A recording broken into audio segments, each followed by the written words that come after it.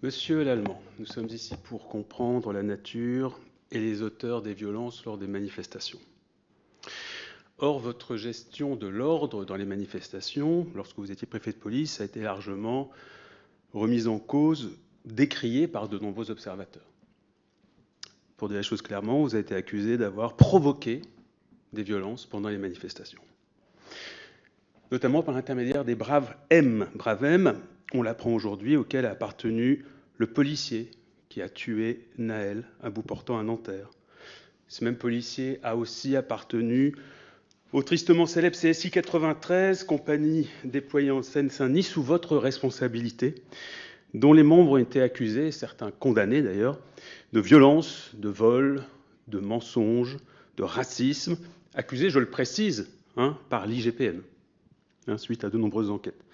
Donc le policier qui a tué Naël a appartenu au Bravem, à la CSI 93, et on l'a appris hier, il a été décoré par vos soins. Mais revenons à l'objet de cette commission et à votre politique du maintien de l'ordre, qui a notamment été documentée par un article de Mediapart, une enquête de mars 2020. Enquête qui révèle que des hauts responsables de la gendarmerie jugeaient vos pratiques illégales.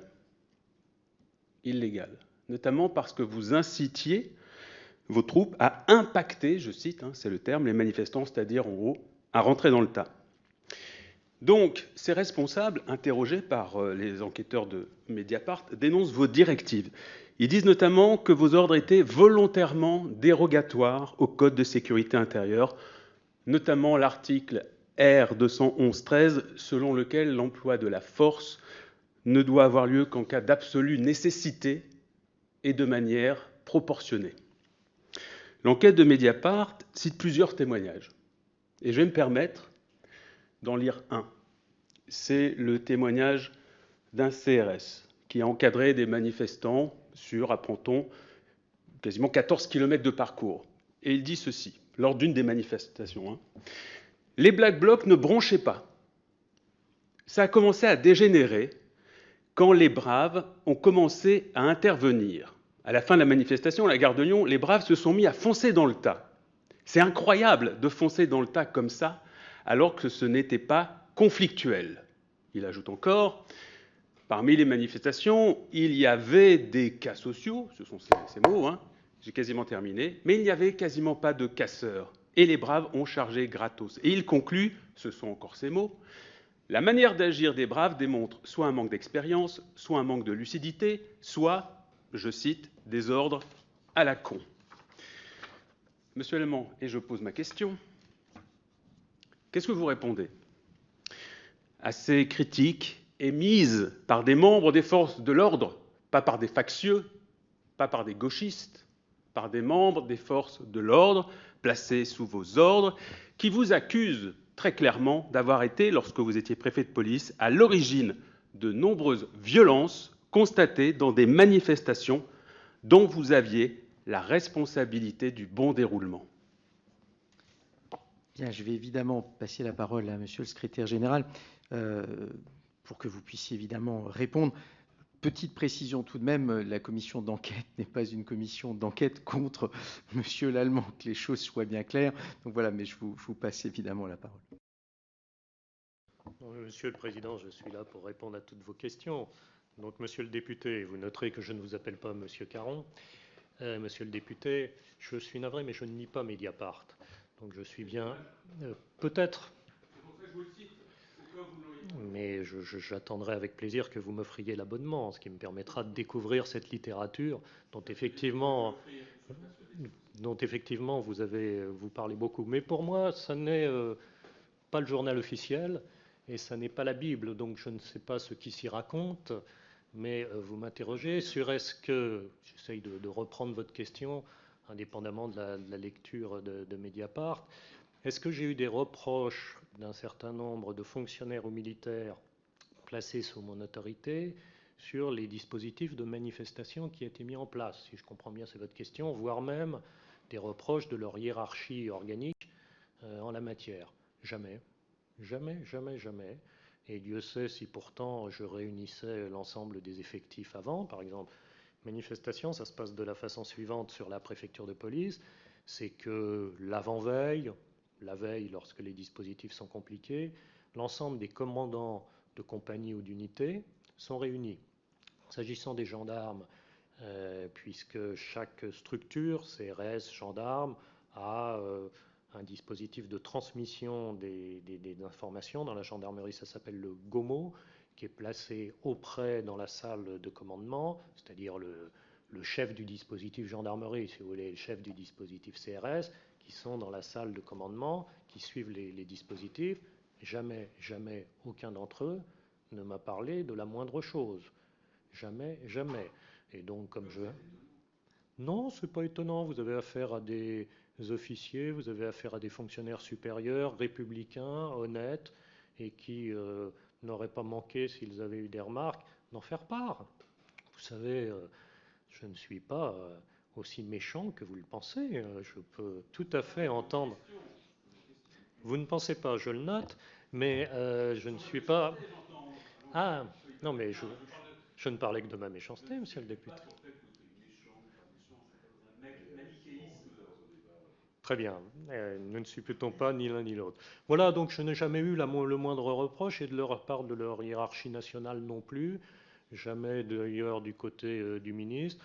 Donc franchement, je ne vois absolument pas ce dont il s'agit. Je peux me permettre un rebond? Je Très vous en rapide. prie, vous aviez 3 minutes, mais donc juste Je vous un remercie, rebond. Monsieur le Président, de votre largesse d'esprit. Non, mais c'est quand même étonnant parce que il n'y a pas que l'article de Mediapart. J'aurais pu vous en citer d'autres, et je comprends que vous n'y soyez pas abonné parce que la ligne éditoriale ne vous convient pas, et c'est votre droit le plus strict. Néanmoins, vous avez quand même lu un certain nombre d'articles qui ont été écrits. Vous avez quand même entendu des reproches récurrents qui vous ont été faits sur votre politique de maintien de l'ordre. Et vous trouvez, avec le recul, aujourd'hui, que ce maintien de l'ordre était irréprochable, ou qu'il n'a pas pu, à un moment, être à l'origine. Je repose ma question très clairement, c'est très clair. Est-ce que oui ou non, cette politique qui consistait effectivement à faire en sorte que les forces de l'ordre chargent sans raison, alors qu'il n'y avait pas de danger, alors qu'il n'y avait pas d'éléments perturbateurs devant eux, vous ne pensez pas aujourd'hui que cette politique a causé des violences? Vous ne la remettez toujours pas en cause aujourd'hui, puisque on est vraiment dans l'objet de notre commission d'enquête, hein. C'est qu'est-ce qui se passe dans des manifestations qui tournent mal et où des violences sont observées?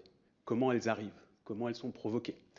Et donc, pour faire simple, vous ne pensez toujours pas aujourd'hui, alors que c'est documenté, que votre politique de maintien de l'ordre a été à l'origine de nombreuses violences?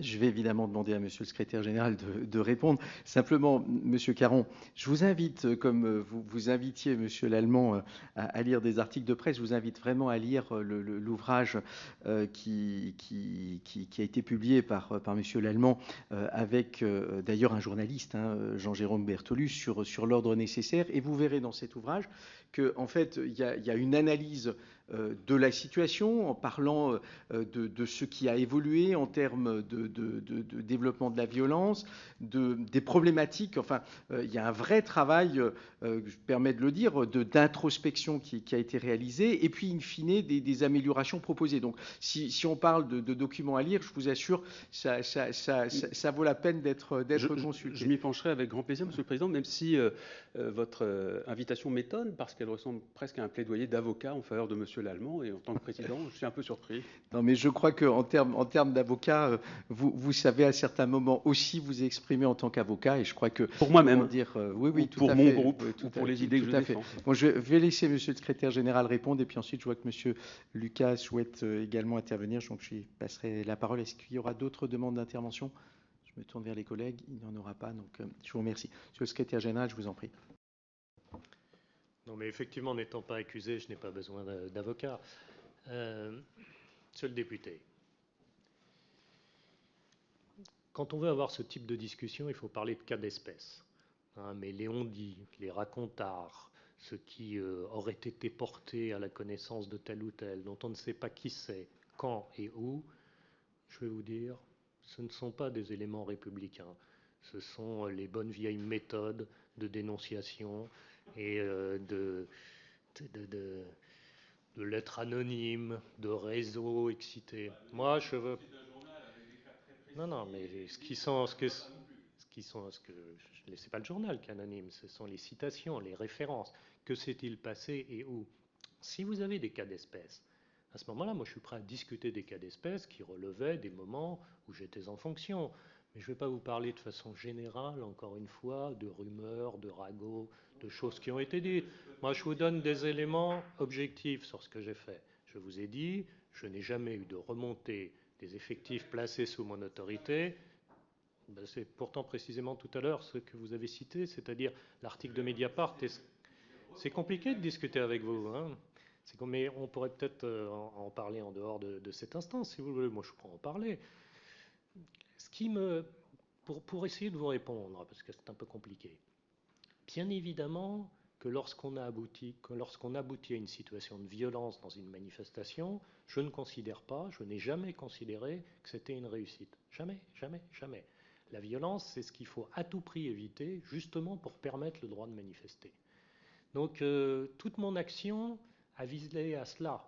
Ma seule préoccupation dans les manifestations, c'était d'éviter les blessés et d'éviter ce qui aurait été pour moi une catastrophe, des morts. Donc d'éviter. Non, ce qui a Attendez, provoqué. M. Caron, on n'est pas là pour faire le procès de M. Lallemand, ce n'est pas l'objectif. Le rôle de la commission d'enquête, c'est d'aller sur des éléments justement factuels, et donc on va le laisser répondre, et chacun s'exprime à son tour, mais on n'est pas dans un jeu de ping-pong avec M. Lallemand. Ce qui provoque des blessés, ce sont l'attitude de certains manifestants, ceux qui cassent, ceux qui attaquent, ceux qui détruisent. C'est ça ce qui provoque les blessés. Pensez dans une...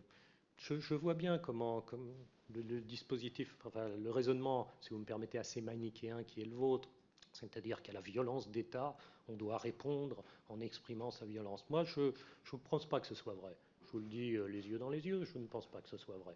Mais toute l'histoire du maintien de l'ordre en France est justement faite pour éviter la violence et les morts. Historiquement, d'ailleurs, le président a la gentillesse de citer mon ouvrage, mais je rappelle les considérations historiques qui ont amené à sortir les militaires du dispositif de maintien de l'ordre, après des massacres terribles, Fourmis, ensuite, après la Première Guerre mondiale, à créer les premières compagnies de CRS, enfin d'escadrons de gendarmes mobiles, pardon, et après la Deuxième Guerre mondiale, grâce notamment à l'élan novateur de la libération, de créer les CRS, et ce qui a permis à un certain nombre, rappelez-vous, de FTP, de rentrer dans les CRS, qui étaient à l'époque constitués de cette façon-là. Donc il y a une histoire du maintien de l'ordre qui vise précisément en France à éviter les blessés, à faire en sorte que le droit de manifestation soit respecté. Mais il faut être aussi réaliste. Mais pourquoi, par exemple, y a-t-il autant de blessés dans les violences urbaines qui ont eu lieu il y a quelques jours, beaucoup plus qu'en 2005, quand on compare les durées des périodes? Parce que, monsieur le député, je suis navré de vous le dire, mais ce pays est devenu infiniment plus violent que lorsque j'étais jeune, c'est-à-dire au lendemain de la guerre de 14. Voilà, c'est tout, parce qu'il y a une évolution sociale, on peut le dire sociétale, qui concourt à la violence. Peut-être aussi parce qu'il y a aujourd'hui des influenceurs de la vie politique et de la vie sociale qui eux-mêmes appellent à la violence. Peut-être sont-ce des réponses. Moi, je n'en sais rien. Je ne suis ici qu'un modeste fonctionnaire et c'est à vous, les politiques, de vous interroger là-dessus. Monsieur Caron, pour une dernière intervention. Une précision. Oui. Merci, Monsieur le Président. Monsieur le Secrétaire général, vous vantiez tout à l'heure la politique française de maintien de l'ordre qui serait quasi idyllique, qui n'utilise la force que lorsque c'est absolument nécessaire.